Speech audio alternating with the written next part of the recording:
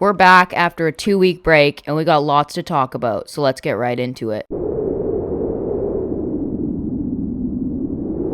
So before I continue, make sure to like and subscribe, and if you haven't already, make sure you go check out our other channel, West Coast Disc Golf. Got lots of cool content over on that channel. It's starting to ramp up posting content over on that channel heading into the season, so go check it out. But yeah, let's get right into the video. Over our 2-week break, Nicholas Antela takes down his first win on the Pro Tour at the Open at Austin, and we didn't know Nicholas Antela had such a good gritty. And Owen Scoggins absolutely clapped Kristen Tatar.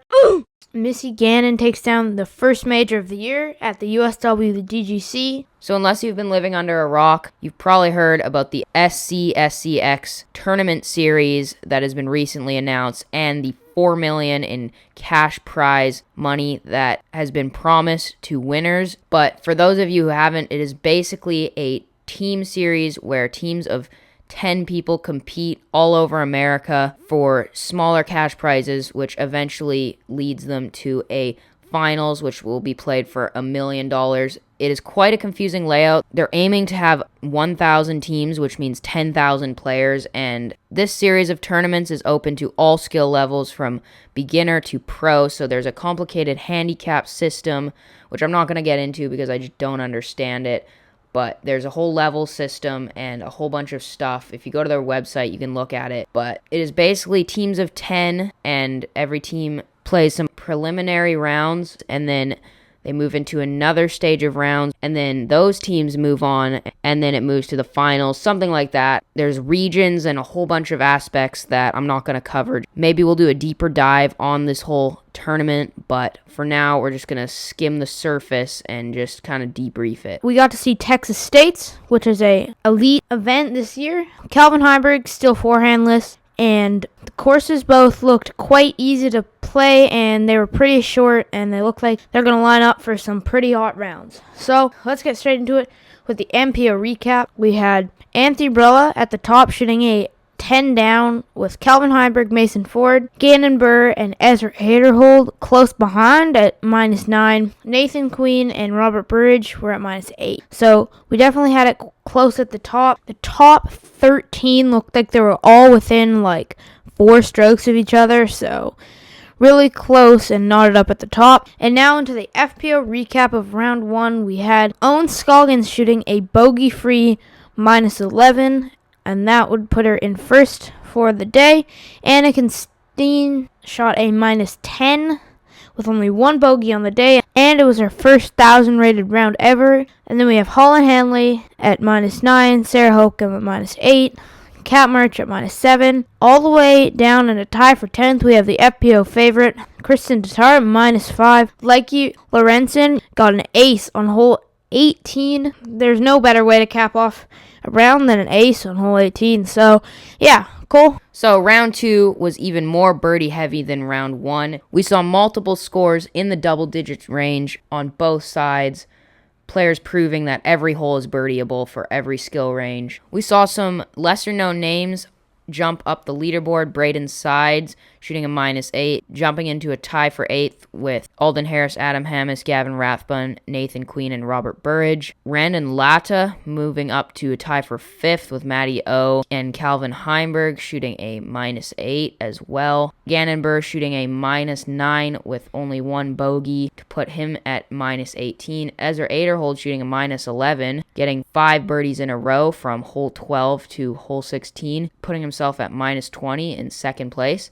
And Anthony Barella with an incredible round, shooting a -16, getting 8 birdies in a row at one point. Absolutely incredible round, and definitely showing that he could dominate the Pro Tour this year. And definitely scary to have a guy like him shooting so well. When his putting's on, he is just insane. 11 out of 12 C1X putts made and 3 out of 4 C2 putts made. So when he's putting well, he is a dangerous player, and his consistency has just gotten so good. He's going to be a scary player this year. So moving over to FPO, not a lot of movement at the top except Kristen Tatar jumping up 7 places, shooting a -12, getting 7 birdies in a row at one point, putting herself at -17 in third place.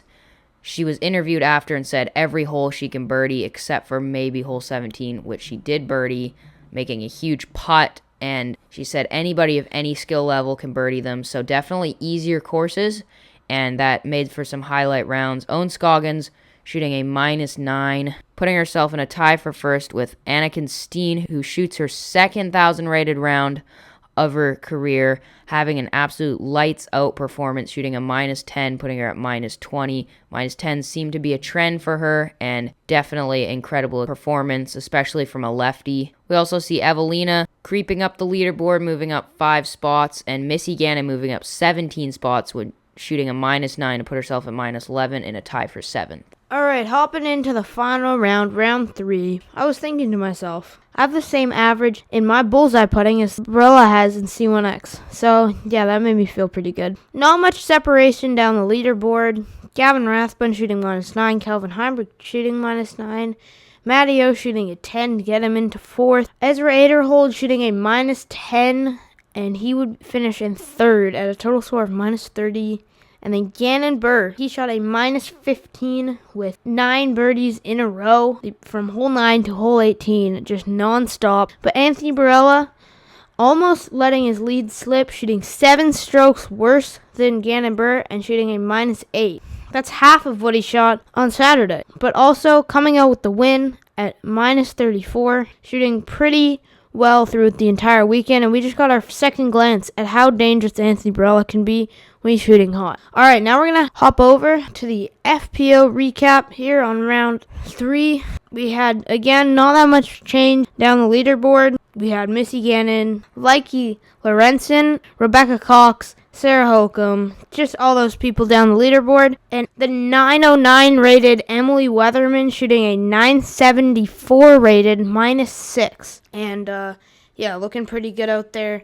Getting a cash at a Elite Series event, tie for 8th with some of the tour's best, like Valerie Mondahano and Holland Hanley. Now moving up the leaderboard, Owen Scoggins shooting a -6 and kind of falling off the lead, with the FPO favorite Kristen Tatar blasting her way through Owen Scoggins easily.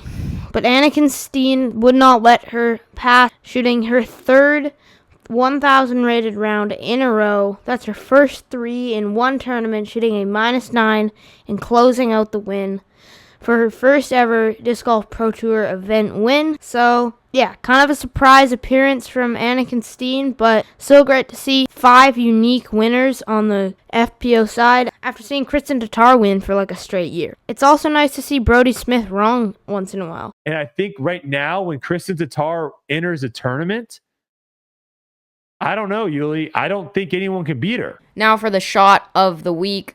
It's going to go to Likey Lorenzen, getting the ace on hole 18 in round 1. It helped her finish in the top 5 positions. Also, a viewer of ours wanted to hear our predictions for the next tournament. So Jonesboro is the next tournament, so obviously going to have to go with Calvin. He's probably going to shave his head, then shoot lights out and destroy the competition. Always seems to shoot better when he doesn't have any lettuce on his head. And for the FPO side, I'm going to go with the safe bet and say Kristen Tatar takes it down. She's lost too many in a row, and I think it's her time to take back her throne as the best FPO disc golfer. Alright, now I'll take my guesses here. I think that clean-shaven Calvin Heimberg could take down the Jonesboro Open, but also, who knows? Maybe Anthony Barella's sly smirk will send Calvin Heimberg running. And now for the FPO side, I think I'd just be wrong to not say Kristen Tatar. I hate to agree with Brody, but again, Kristen Tatar and Owen Scoggins are probably going to be battling at the top like usual. But also Valerie Mondahano, I think she's just ready to have a breakthrough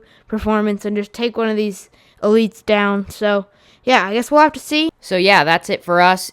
If you have anything you want us to talk about or any ideas for our videos, just let us know in the comments. And make sure to like and subscribe and go check out our other channel, West Coast Disc Golf. And yeah, thanks so much for watching. We'll see you in the next one.